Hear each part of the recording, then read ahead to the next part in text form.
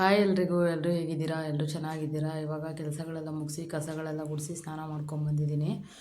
ಈಗ ಸ್ವಲ್ಪ ತಲೆಗೆ ಎಣ್ಣೆ ಹಾಕ್ಕೊಳ್ಬೇಕು. ಇವಾಗ ಮಕ್ಳಿನ್ನೇನು ಬರ್ತಾರೆ, ಈಗ 4:15 ಆಗಿದೆ. ಫಸ್ಟು ನನ್ನ ಮಗ ಬರ್ತಾನೆ, ಮಗಳು ಬರೋಲ್ಲ, ಇನ್ನು 7:30 8 ಗಂಟೆಗೆ ಬರೋದು. ಅವನು ಬರೋಷ್ಟರಲ್ಲಿ ಸ್ವಲ್ಪ ಟೀ ಮಾಡ್ಕೊಂಡು ಕುಡಿದು ತಲೆಗೆ ಎಣ್ಣೆ ಹಾಕ್ಕೊಳ್ಳೋಣ. ಈ ಕೂದಲೆಲ್ಲ ಡ್ರೈ ಆಗಿಬಿಟ್ಟಿದೆ ಸ್ವಲ್ಪ. ಹೇಗೂ ನಾಳೆ ತಲೆಗೆ ಸ್ನಾನ ಮಾಡಬೇಕಲ್ವ, ಹಾಗಾಗಿ ಇವತ್ತೇ ಹಾಕ್ಕೊಂಬಿಡೋಣ ಅಂತ ಅಂದ್ಬಿಟ್ಟು ತಲೆಗೆ ಎಣ್ಣೆ ಹಾಕ್ಕೊಳ್ಳೋಣ ಅಂದ್ಬಿಟ್ಟು ನಾನು ಹರಳೆಣ್ಣೆ ಮತ್ತು ಕೊಬ್ಬರಿ ಎಣ್ಣೆ ಎರಡೂ ಮಿಕ್ಸ್ ಮಾಡಿ ಹಾಕ್ಕೊತೀನಿ. ಹರಳೆಣ್ಣೆ ನೆತ್ತಿಗೆ ಹಾಕ್ತೀನಿ, ಕೂದಲಿಗೆಲ್ಲ ಕೊಬ್ಬರಿ ಎಣ್ಣೆ ಹಾಕ್ಕೊತೀನಿ. ಹೇರ್ ಕೇರ್ ಏನು ಮಾಡ್ಕೊಳ್ಳೋದಿಲ್ಲ ನಾನು. ಯಾವಾಗಾದರೂ ಅಪರೂಪಕ್ಕೆ ಸ್ವಲ್ಪ ಮೆಹಂದಿ ಹಚ್ಕೊತೀನಿ ಅಷ್ಟೇ, ಬಿಟ್ಟರೆ ಇನ್ನೇನು ಮಾಡ್ಕೊಳ್ಳಲ್ಲ. ಆಗರೆಲ್ಲ ಜಾಸ್ತಿ ಆಗಿಬಿಟ್ಟಿದೆ ತಲೆಯಲ್ಲಿ. ಇವಾಗ ಸ್ವಲ್ಪ ಮೆಂತ್ಯನೂ ಮೊಸರೆಲ್ಲ ರುಬ್ಬಿ ಹಾಕಬೇಕು ತಲೆಗೆ. ನಾನು ಹಾಕ್ಕೊಳ್ಬೇಕು. ಮಗಳಿಗೂ ಜಾಸ್ತಿ ಆಗಿದೆ ಆಗರೆಲ್ಲ, ಅವಳಿಗೂ ಹಾಕಬೇಕು. ಅವಳಿಗೆ ಸ್ವಲ್ಪ ಟೈಮ್ ಇಲ್ಲ ಇರೋದ್ರಿಂದ ಇನ್ನೂ ಸ್ವಲ್ಪ ದಿನ ಹೋಗಲಿ. ಈಗ ಜಸ್ಟ್ ಒಂದು 2.5 ತಿಂಗಳಿದೆ ಅಷ್ಟೇ ಅವಳದು ಸ್ಕೂಲು. ಮಾರ್ಚ್ 20ನೇ ತಾರೀಕಿಂದ ಎಕ್ಸಾಮ್ ಸ್ಟಾರ್ಟ್ ಆಗ್ತಾಯಿದೆ ಅವ್ರಿಗೆ. ಹಾಗಾಗಿ ಅವಾಗೇ ಒಂದು ಸ್ವಲ್ಪ ಏರ್ ಕೇರ್ ಮಾಡೋಣ, ಈಗ ಟೈಮ್ ಇಲ್ವಲ್ಲ ಅಂತ ಅಂದ್ಕೊಂಡು ಸುಮ್ಮನೆ ಆಗಿದ್ದೀನಿ. ಅವಳಿಗೆ ಮಾಡಿದಾಗೆ ನಾನು ಮಾಡ್ಕೊಳ್ಳೋಣ ಅಂದ್ಬಿಟ್ಟು ಈಗ ಸದ್ಯಕ್ಕೆ ಬರೀ ಎಣ್ಣೆಲೇ ನಾನು ಮೇಂಟೈನ್ ಮಾಡ್ಕೊಂಬರ್ತಾಯಿದ್ದೀನಿ ನನ್ನ ಕೂದಲನ್ನ. ಜಾಸ್ತಿ ಏರ್ ಕೇರು ಮತ್ತು ಸ್ಕಿನ್ ಕೇರ್ ಎಲ್ಲ ನಾನೇನು ಮಾಡ್ಕೊಳ್ಳೋದಿಲ್ಲ. ಡೈಲಿ ಮನೆ ಹತ್ರ ಯಾವ ರೀತಿ ಇರ್ತೀನೋ ಅದೇ ರೀತಿ ಇರ್ತೀನಿ. ಕೂದಲೆಲ್ಲ ಡ್ರೈ ಆಗಬಾರ್ದು ಅಂತ ಎಣ್ಣೆ ಹಚ್ತಾ ಇರ್ತೀನಲ್ವ, ಅದೇ ರೀತಿ ಎಣ್ಣೆ ಹಚ್ತೀನಿ. ಆದರೆ ಆಗರೆಲ್ಲ ಸಿಕ್ಕಾಪಟ್ಟೆ ಜಾಸ್ತಿ ಆಗೋಗ್ಬಿಟ್ಟಿದೆ ನನ್ನ ತಲೆಯಲ್ಲಿ. ಏನು ಮಾಡಬೇಕೋ ಗೊತ್ತಿಲ್ಲ. ಅದಕ್ಕೆಲ್ಲ ಸೊಲ್ಯೂಷನ್ ಇದೆ, ಯೂಟ್ಯೂಬಲ್ಲಿ ನೋಡ್ಕೊಂಡು ಮಾಡ್ಕೊಬೋದು. ನಾನು ಅದನ್ನೆಲ್ಲ ಮಾಡೋದಕ್ಕೆ ಹೋಗಲ್ಲ, ಮತ್ತು ಅದನ್ನೆಲ್ಲ ಟ್ರೈ ಮಾಡೋದಕ್ಕೆ ಹೋಗಿ ಕೂದಲೆಲ್ಲ ಮತ್ತೆ ಡ್ರೈ ಆಗಿಬಿಡುತ್ತೆ ಅಂದ್ಬಿಟ್ಟು ನಾನೇನು ಮಾಡ್ಕೊಳ್ಳೋದಕ್ಕೆ ಹೋಗಲ್ಲ. ಹಾಗಾಗಿ ಸದ್ಯಕ್ಕೆ ನೋಡೋಣ, ಮುಂದಿನ ದಿನಗಳಲ್ಲಿ ಏನಾನ ಹೇರ್ ಕೇರ್ ಎಲ್ಲ ಮಾಡ್ಕೊಳ್ಳೋದಿದ್ರೆ ಅದನ್ನು ಕೂಡ ತೋರಿಸ್ತೀನಿ. ಸದ್ಯಕ್ಕೆ ಏನು ನಾನು ಮಾಡ್ಕೊಳ್ಳಲ್ಲ, ಇಷ್ಟೇ. ಎಣ್ಣೆ ಹಾಕ್ಬಿಟ್ಟು ಸುಮ್ಮನೆ ಈ ಥರ ಒಂದು ಜಡೆ ಥರ ಎಣ್ದು ಹಾಕ್ಕೊಂಬಿಡ್ತೀನಿ ಅಷ್ಟೇ, ಇನ್ನೇನು ಮಾಡ್ಕೊಳ್ಳೋದಿಲ್ಲ. ಈಗ ಅಮ್ಮನ ಮನೆಗೆ ಹೋಗ್ಬೇಕು, ದೋಸೆಗೆ ನೆನೆಸಿದ್ದೀನಲ್ವ, ದೋಸೆಗೆ ರುಬ್ಬಬೇಕು. ದೋಸೆಗೆ ರುಬ್ಬಿಟ್ಟು ಅಮ್ಮನಿಗೂ ಸ್ವಲ್ಪ ತಗೊಂಡೋಗೋಣ, ಟಿಫಿನ್ ಗಿರಿಗೆ ಹಾಕ್ಕೊಂಡು ಟಿಫನ್ ಬಾಕ್ಸ್ಗೆ ಹಾಕ್ಕೊಂಡು ತಗೊಂಡೋಗೋಣ ಅಂತ ಅಂದ್ಕೊಂಡಿದ್ದೀನಿ. ನೋಡೋಣ, ಇನ್ನೂ ರುಬ್ಬಿಲ್ಲ. ಮಗನಿಗೆ ಟ್ಯೂಷನ್ ಬಿಟ್ಬಿಟ್ಟು ಹಂಗೆ ಹೋಗೋಣ ಅಂತಿದ್ದಾರೆ ನಮ್ಮ ಮನೆಯವರು. ನಾನು ವಾಕ್ ಹೋಗಿ ಬಂದು ಹೋಗೋಣ ಅಂದೆ. ಇಲ್ಲ, ಟೈಮ್ ಆಗುತ್ತೆ ನಡಿ, ಆ ಕಡೆಯಿಂದ ಬರೋಕ್ಕಾಗಲ್ಲ.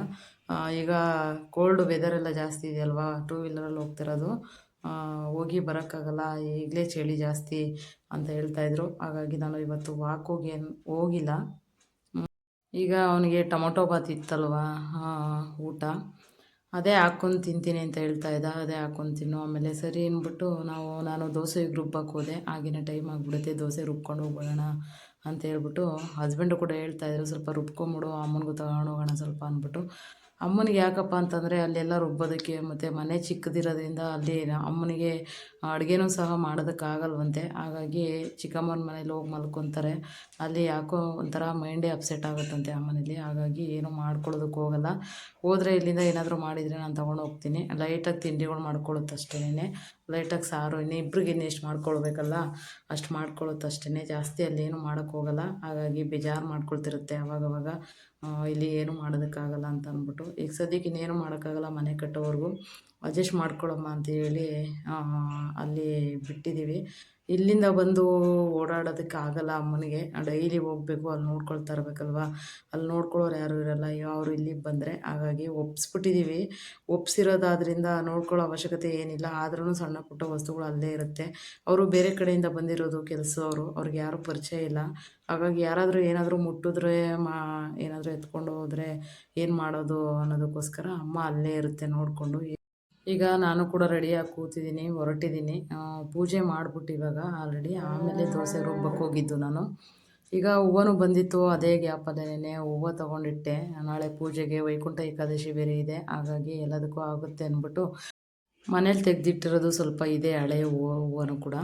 ಅದ್ರ ಜೊತೆಗೆ ಇದು ಸಾಕು ಅಂತ ಅಂದ್ಬಿಟ್ಟು ತೆಗೆದಿಟ್ಟಿದ್ದೀನಿ.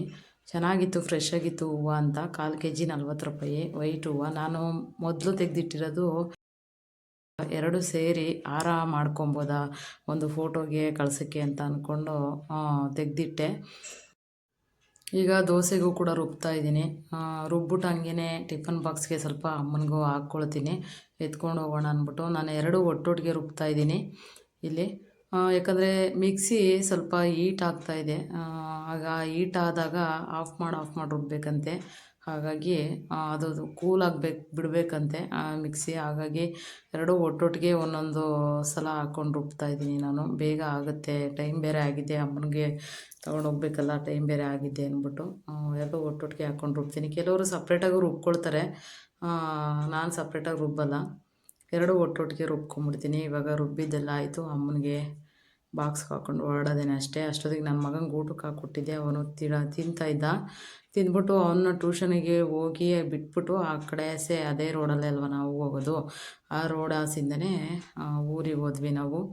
ಈಗ ಇನ್ನು ನಾವು ಊರಿಗೆ ಹೋದರೆ ಅಲ್ಲೇ ಊಟ ಮಾಡ್ಕೊಂಬಂದ್ಬಿಡ್ತೀವಿ. ಇನ್ನು ಮಕ್ಳಿಗೆ ಅಷ್ಟೇನೆ ನೋಡೋಣ ಅಲ್ಲಿಂದ ಏನಾದರೂ ತರೋಣ ಬರಬೇಕಾದ್ರೆ ಅಂತ ಅಂದ್ಕೊಂಡಿದ್ದೀವಿ. ಏನೂ ತಂದಿಲ್ಲ ಅಂದರೆ ಇಲ್ಲೇ ಬಂದು ಸ್ವಲ್ಪ ರೈಸು ಮತ್ತು ಗೊಜ್ಜು ಏನಾದರೂ ಮಾಡ್ಕೊಳ್ಳೋಣ, ಟೊಮೊಟೊ ಗೊಜ್ಜು ಅಂತ ಅಂದ್ಕೊಂಡಿದ್ದೀನಿ. ಹೆಂಗಾಗುತ್ತೋ ಹಂಗೆ ಮಾಡ್ತೀನಿ. ಈಗ ಸ್ವಲ್ಪ ಉಪ್ಪಾಕಿ ಇದನ್ನು ಕೂಡ ಕಲಿಸ್ತಾ ಇದ್ದೀನಿ. ಅಮ್ಮನಿಗೆ ತೆಗಿಯೋಕ್ಕೆ ಉಪ್ಪು ಹಾಕಿಲ್ಲ, ತೆಗೆದಾದ್ಮೇಲೆ ನಾನು ಉಪ್ಪು ಹಾಕಿ ಕಲಿಸ್ಬಿಟ್ಟು ಎತ್ತಿಟ್ಟೆ ನೀಟಾಗಿ. ನಾನು ಉಪ್ಪು ಹಾಕ್ಬೇಕಾದ್ರೆ ಯಾವ ಗ್ಯಾಪಲ್ಲಿ ಹಾಕೋದ್ನೋ ಗೊತ್ತಿಲ್ಲ, ದೋಸೆಗೆ ಜಾಸ್ತಿ ಆಗೋಗ್ಬಿಟ್ಟಿದೆ ಉಪ್ಪು. ಬೆಳಗ್ಗೆ ಎದ್ದು ದೋಸೆ ಹಾಕ್ಬಿಟ್ಟು ನಾವು ತಿಂತೀವಿ, ಉಪ್ಪು ಹಾಕ್ಬಿಟ್ಟಿದೆ. ಸ್ವಲ್ಪ ಲೈಟಾಗಿ ನೀರು ಹಾಕ್ಕೊಂಡಿದ್ದಕ್ಕೆ ಸರೋಯ್ತು. ಆಮೇಲೆ ಆದರೂ ಉಪ್ಪು ಹಂಗೆ ಇತ್ತು, ಅದು ಸ್ವಲ್ಪ ನೀರು ಹಾಕಿದ್ದಕ್ಕೆ ಕನ್ಸಿಸ್ಟೆನ್ಸಿ ಸರೋಯ್ತು ಅಂತ. ಇನ್ನು ಬೆಳಿಗ್ಗೆ ದೋಸೆ ಮಾಡ್ತಾಯಿದ್ದೆ, ಆವಾಗ ಒಂದು ನ್ಯೂಸ್ ಬಂತು ನನಗೆ. ಜಾರಹಳ್ಳಿ ಕ್ರಾಸಲ್ಲಿ 3 ಜನ ಕೊಲೆ ಆಗಿದೆ ಅಂತ ಅಂದ್ಬಿಟ್ಟು ಸಿಕ್ಕಾಪಟ್ಟೆ ಭಯ ಆಯಿತು ನನಗೆ. ನಮ್ಮ ಸೈಡವ್ರೇನೆ ಇಲ್ಲಿ ಮದುವೆ ಮಾಡಿಕೊಟ್ಟಿದ್ರು, ಅವ್ರು ಹೋಗಿ ಜಾರಹಳ್ಳಿ ಕ್ರಾಸಲ್ಲಿ ಮನೆ ಮಾಡ್ಕೊಂಡಿದ್ರು. ಪಾಪ 3 ಜನದ್ದು ಕೊಲೆ ಆಗಿದೆ. ಅಂದರೆ ತಾಯಿ, ಮಗಳು ಮತ್ತು ತಾಯಿ ಇದರಲ್ಲ ಅವ್ರ ಅಕ್ಕನ ಮಗಳು, 3 ಜನದ್ದು ಕೊಲೆ ಆಗಿಬಿಟ್ಟಿದೆಯಂತೆ. ಭಯನೇ ಆಗೋಯ್ತು ನನಗೆ ಸಿಕ್ಕಾಪಟ್ಟೆ. ನಮ್ಮ ಮನೆಯವ್ರು ಹೇಳ್ತಿರೋದು ನೋಡಿದ್ರೇ ಭಯ ಆಗೋಯ್ತು. ಆಮೇಲೆ ಏನಕ್ಕೆ ಅಂತ ಕೇಳಿದ್ದಕ್ಕೆ ನಮ್ಮ ಮನೆಯವ್ರನ್ನ, ಏನೋ ಗಂಡ ಹೆಂಡ್ತಿ ಜಗಳ ಇತ್ತಂತೆ. ಆ ಗಂಡ ಹೆಂಡ್ತಿ ಜಗಳದಲ್ಲಿ ಮಕ್ಕಳು ಕೂಡ ಇನ್ವಾಲ್ವ್ ಆಗಿ ಏನೋ ಮಾತಾಡಿದ್ರು. ಹಾಗಾಗಿ ಮಕ್ಕಳದು ಫಸ್ಟು ಕೊಲೆ ಮಾಡಿ ಆಮೇಲೆ ಅವಳನ್ನೂ ಕೂಡ ಕೊಲೆ ಮಾಡಿದ್ದಾನೆ. ಮುಚ್ಚಾಗಿ ಮಕ್ಕಳದು ಫಸ್ಟು ಕೊಲೆ ಮಾಡಿ ಆಮೇಲೆ ಅವಳನ್ನೂ ಕೂಡ ಕೊಲೆ ಮಾಡಿದ್ದಾನೆ ಅಂತ ಹೇಳ್ತಾಯಿದ್ರು ನಮ್ಮ ಮನೆಯವರು. ಇದು ಯಾವಾಗಪ್ಪ ಆಗಿರೋದು ಅಂದರೆ ನಿನ್ನೆ ಸಂಜೆ 5 ಗಂಟೆಲಿ ಆಗಿರೋದಂತೆ. ನಮಗೆ ಗೊತ್ತಾಗಿರೋದು ಬೆಳಗಿನ ಜಾವ 7:30ಗೆ ನಾನು ದೋಸೆ ಹಾಕ್ತಿದ್ದೆ, ಆವಾಗ ಬಂದು ನಮ್ಮ ಮನೆಯವರು ನನಗೆ ಹೇಳಿದ್ದು. ಸಿಕ್ಕಾಪಟ್ಟೆ ಬೇಜಾರಾಯಿತು. ಪಾಪ ಸಣ್ಣ ಹುಡುಗಿ ಅದು, ಇವಾಗ ಡಿಗ್ರಿ ಮಾಡ್ತಾಯಿತ್ತು, ದೊಡ್ಡೋಳಾಗಿ ಬೆಳೆದಿದ್ಲು. ಇವಾಗ ಚೆನ್ನಾಗಿ ಓದ್ಕೊಂಡಿದ್ರು, ಏನಾಗಿತ್ತೋ ಗೊತ್ತಿಲ್ಲ. ಪಾಪ ಊರಲ್ಲೇ ಇದ್ದಿದ್ರು ಆಗಿರೋದು, ಅಲ್ಲೋಗಿ ಆ ರೀತಿ ಮಾಡ್ಕೊಂಡಿದ್ದಾರೆ. ಏನೇನು ಸಮಸ್ಯೆ ಆಯಿತು ಅಂತ ಗೊತ್ತಿಲ್ಲ ಸದ್ಯಕ್ಕೆ. ನ್ಯೂಸ್ ಅಂತೂ ಇಷ್ಟು ಗೊತ್ತಾಯಿತು. TV9ಅಲ್ಲಿ, ಪಬ್ಲಿಕ್ ಟಿವಿಲೆಲ್ಲ ಬರ್ತಾಯಿದೆ. ಸಿಕ್ಕಾಪಟ್ಟೆ ಬೇಜಾರಾಗ್ಬಿಟ್ಟಿದೆ ಬೆಳಗಿಂದ. ಏನು ಕೆಲಸ ಮಾಡೋದಕ್ಕೂ ಇಷ್ಟ ಇಲ್ಲ, ಹಾಗಾಗಿ ಸಿಕ್ಕಾಪಟ್ಟೆ ಮೈಂಡ್ ಅಪ್ಸೆಟ್ ಆಗಿದೆ.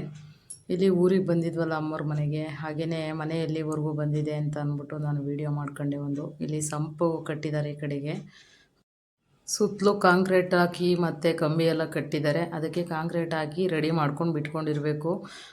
ಇಂಜಿನಿಯರ್ ಎಲ್ಲ ಹೇಳ್ಬಿಟ್ಟು ಹೋಗಿದ್ದಾರಂತೆ 15ನೇ ತಾರೀಕು ಸ್ಟಾರ್ಟ್ ಆಗಿಬಿಡ್ಬೇಕು ಗೋಡೆ ಕಟ್ಟೋದು ಅಂತ ಅಂದ್ಬಿಟ್ಟು.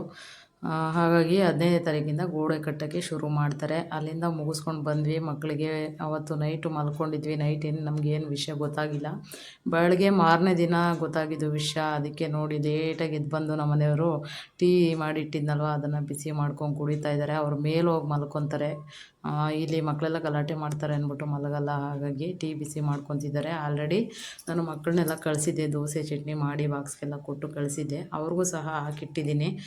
ಇವರು ಎಲ್ಲೋ ಹೋಗಿದ್ರು, ಅವ್ರ ಫ್ರೆಂಡ್ ಮನೆ ಹತ್ರ ಹೋಗಿದ್ರು, ಏನೋ ಪೇಪರ್ ಇಸ್ಕೊಂಬರ್ಬೇಕು ಅಂತ ಅಂದ್ಬಿಟ್ಟು ಮನೆಯದು. ಅಣ್ಣ ಹೇಳಿದ್ರಂತೆ ತೆಗೆದಿಟ್ಟಿರಿ ಅಂತ ಅಂದ್ಬಿಟ್ಟು, ಹಾಗಾಗಿ ಇಸ್ಕೊಂಬರೋದಕ್ಕೆ ಅಂತ ಹೋಗಿದ್ರು. ಈಸ್ಕೊಂಡು ಆ ಕಡೆಯಿಂದ ಬರಬೇಕಾದ್ರೆ ಟೊಮೊಟೊ ಖಾಲಿಯಾಗಿತ್ತು, ಟೊಮೊಟೊ ತಂದಿದ್ದಾರೆ 1-2 kg. ಆಮೇಲೆ ಸೊಪ್ಪು, ಫ್ರೆಶ್ಶಾಗಿ ಸೊಪ್ಪು ಕಾಣಿಸ್ತಂತೆ, ಸೊಪ್ಪು ಕೂಡ ತಂದಿದ್ದಾರೆ. ಸೊಪ್ಪನ್ನ ಸೋಸ್ಬೇಕು ಇವಾಗ. ಕೆಲಸ ಎಲ್ಲ ಆಲ್ರೆಡಿ ಅಡುಗೆ ಮನೆ ಕೆಲಸ ಮುಗಿಸಿದ್ದೀನಿ. ಎಲ್ಲ ನೀಟಾಗಿ ಪಾತ್ರೆ ಎಲ್ಲ ತೊಳೆದು ತಿಂಡಿ ಮಾಡಿ ಎಲ್ಲ ಕ್ಲೀನ್ ಮಾಡಿದಾಗಿದೆ. ಅವರು ಅಲ್ಲಿಂದ ಬಂದು ಫೋಟೋಗಳು ಏನಕ್ಕೋ ಬೇಕು ಅಲ್ಲಿ ಇದಕ್ಕೆ ಕೊಡ್ಬೇಕು ಡಿಪಾರ್ಟ್ಮೆಂಟ್ಗೆ ಅಂತ ಅಂದ್ಬಿಟ್ಟು ಏನೋ ಹುಡ್ಕೊಳ್ತಾಯಿದ್ರು. ಅದೆಲ್ಲ ಹುಡುಕಿ ಹೋಗಿ ಮೇಲೋಗಿ ಸ್ನಾನ ಮಾಡ್ಕೊಂಡು ಬರೋಷ್ಟರಲ್ಲಿ ನಾನು ಊಟಕ್ಕೆ ರೆಡಿ ಮಾಡಿದ್ದೆ. ಅವರು ಊಟ ಮಾಡಿಕೊಂಡು ಇವಾಗ ರೆಡಿ ಆಗ್ತಾಯಿದ್ದಾರೆ. ರೆಡಿಯಾಗಿ ಅವರು ಕೂಡ ಹೊರಟರು. ನಾನಂತೂ ಸೊಪ್ಪು ಸೋಸ್ಕೊಳ್ಳೋಣ ಅಂತ ಅಂದ್ಬಿಟ್ಟು ಸದ್ಯಕ್ಕೆ ಸೊಪ್ಪು ರೆಡಿ ಮಾಡ್ಕೊಂಡಿದ್ದೀನಿ. ಅವ್ರು ಹೋದ್ಮೇಲೆ ಕೂತ್ಕೊಂಡು ಸೋಸ್ಕೊಬೇಕು. ಆದರೂ ಇಷ್ಟ ಇಲ್ಲ ಏನು ಮಾಡೋದಕ್ಕೂ ಕೆಲಸ. ಇನ್ನೇನು ಮಾಡೋದು, ಮಾಡಲೇಬೇಕಲ್ವ. ನೋಡಿ ನಮ್ಮ ಮನೆಯವ್ರು ಇವಾಗಲೂ ನ್ಯೂಸ್ ಹಾಕೊಂಡು ನೋಡ್ತಾ ಇದ್ದಾರೆ. ಹೋಗ್ಬೇಕಾದ್ರೂ ನ್ಯೂಸ್ ನೋಡಿಕೊಂಡೇ ಹೋಗ್ತಿದ್ದಾರೆ ಅವರು. ಇದಾಗಿತ್ತು ಇವತ್ತಿನ ವಿಡಿಯೋ. ಇಷ್ಟ ಆದರೆ ಲೈಕ್ ಮಾಡಿ, ಶೇರ್ ಮಾಡಿ, ಕಮೆಂಟ್ ಮಾಡಿ, ಸಬ್ಸ್ಕ್ರೈಬ್ ಮಾಡೋದನ್ನು ಮರಿಬೇಡಿ ಅಂತ ಹೇಳ್ತಾ ಇವತ್ತಿನ ವಿಡಿಯೋನ ಎಂಡ್ ಮಾಡ್ತಾಯಿದ್ದೀನಿ. ನಮಸ್ತೆ.